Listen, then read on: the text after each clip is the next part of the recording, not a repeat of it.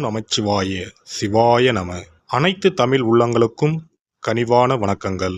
குரு பகவானின் அதிசார பெயர்ச்சி. குரு பகவான் 12 ராசிகளுக்கும் அற்புதமான பலன்களை தன் ஸ்தான பலத்தாலும் அருட்பார்வையாலும் அள்ளி வழங்குபவர்.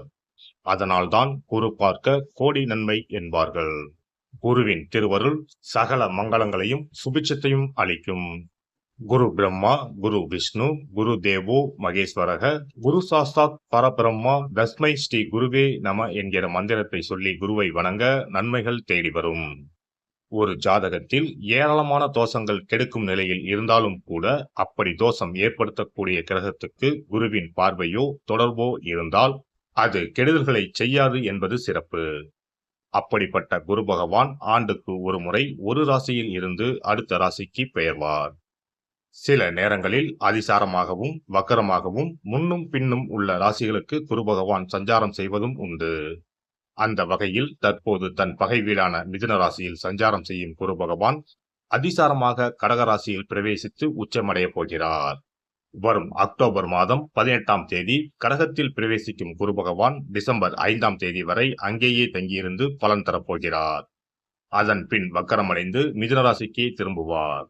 இதில் குரு பகவானின் அதிசார காலம் மட்டும் என எடுத்துக்கொண்டால் 48 நாட்களுக்கு குரு கடகத்தில் பூர்ணமாக சஞ்சரித்து அற்புதமான பலன்களை தரப்போகிறார்.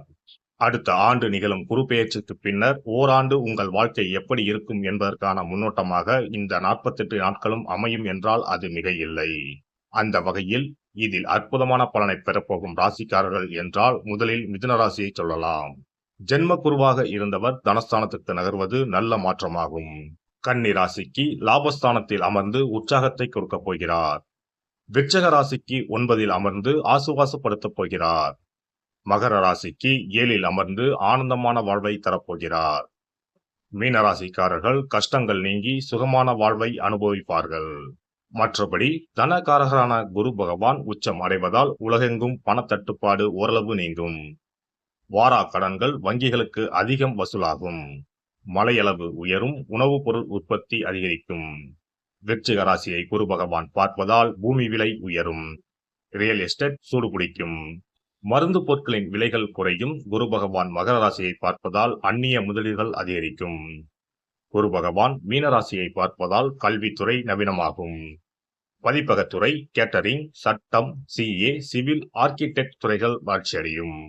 இந்த அதிசார பெயர்ச்சியால் உங்கள் வாழ்வில் வளமும் நலமும் செல்வ செழிப்பும் பெற்று வாழ்வில் உயரிய நிலையை அடைய எல்லாம் வல்ல எம்பெருமானை வேண்டி விரும்பி கேட்டுக்கொள்கிறேன்.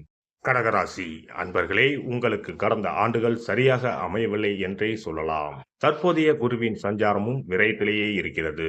குரு பகவான் 12ஆம் வீட்டில் அமர்ந்து பல சுப செலவுகளை தந்து கொண்டிருக்கிறார். பலரும் வீடு கட்டுதல், பிள்ளைகளுக்கு திருமணம் முடித்தல் ஆகிய செலவுகளை எதிர்கொண்டு வருகிறார்கள்.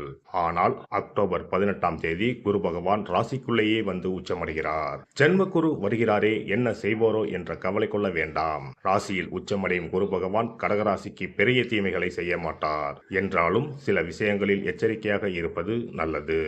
ஆரோக்கியத்தில் அக்கறை செலுத்துங்கள். சின்ன சின்ன உடல் உபாதைகள் என்றாலும் அலட்சியம் காட்டாமல் உரிய சிகிச்சை எடுத்துக்கொள்ளுங்கள். இரவு உணவை சீக்கிரம் எடுத்துக்கொண்டு சிறுநடை போடும் பழக்கத்தை ஆரம்பியுங்கள். இரவு நேர பயணத்தை முற்றிலும் தவிர்த்து விடுங்கள்.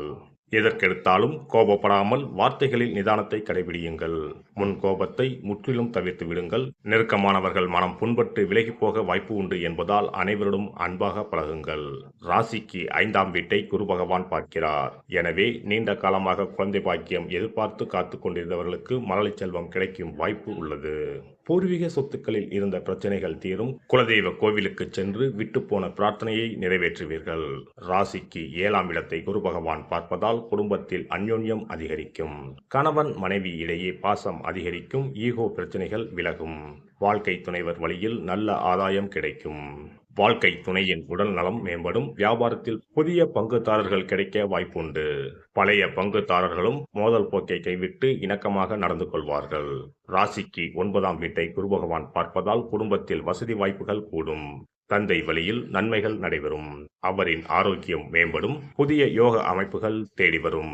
இந்த அதிசார குரு பெயர்ச்சியில் மிகவும் கவனமாக இருக்க வேண்டியவர்கள் புனர்பூச நட்சத்திரக்காரர்கள்தான்.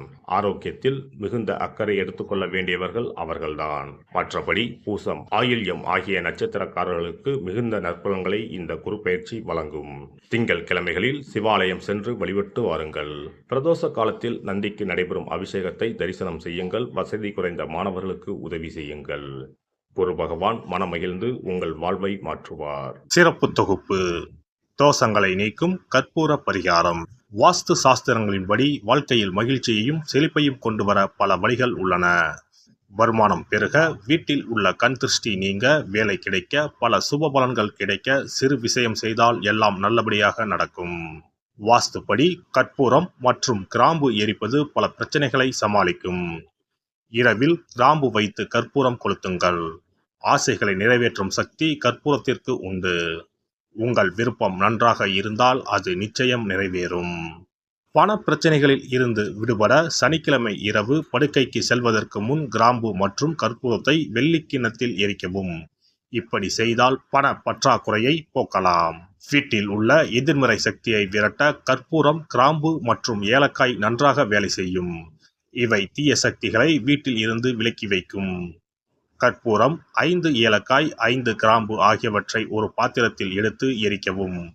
முதலில் பூஜை அறையில் வைத்து எரித்துவிட்டு அந்த புகையை வீட்டின் மூலை முடுக்கெல்லாம் பரவவிட வேண்டும். இவ்வாறு செய்வதன் மூலம் வீட்டில் அமைதி உண்டாகும். கண் திருஷ்டி நீங்கும். எதிர்மறை ஆற்றல்கள் அகற்றப்படும்.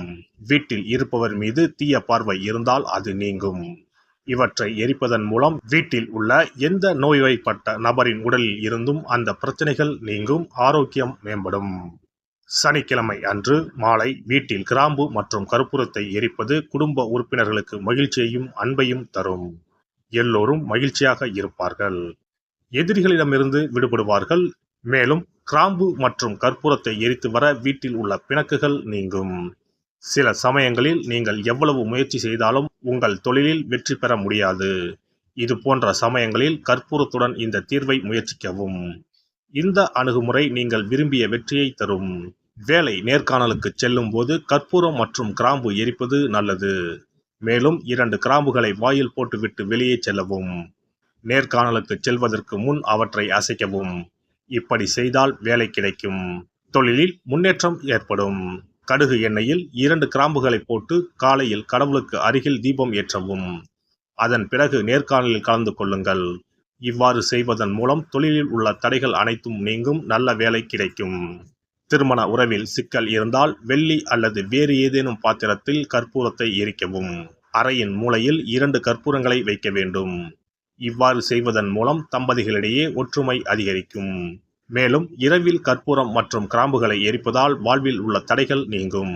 6 கற்பூரம் மற்றும் 36 கிராம்புகளை எடுத்து வீட்டில் தூவி வர உங்கள் திருமண வாழ்க்கையில் உள்ள தடைகள் நீங்கும்.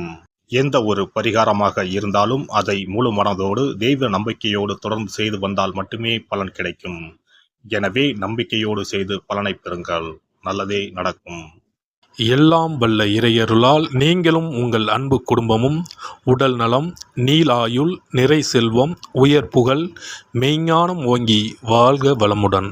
இந்த வீடியோ பதிவு உங்களுக்கு பிடித்திருந்தால் லைக் பண்ணுங்க, கமெண்ட் பண்ணுங்க, ஷேர் பண்ணுங்க. மறக்காம சப்ஸ்கிரைப் பண்ணுங்க. பக்கத்துல இருக்கிற பெல் பட்டனை கிளிக் பண்ணுங்க. நன்றி, வணக்கம். ஓம் நமச்சிவாய. சிவாய நம.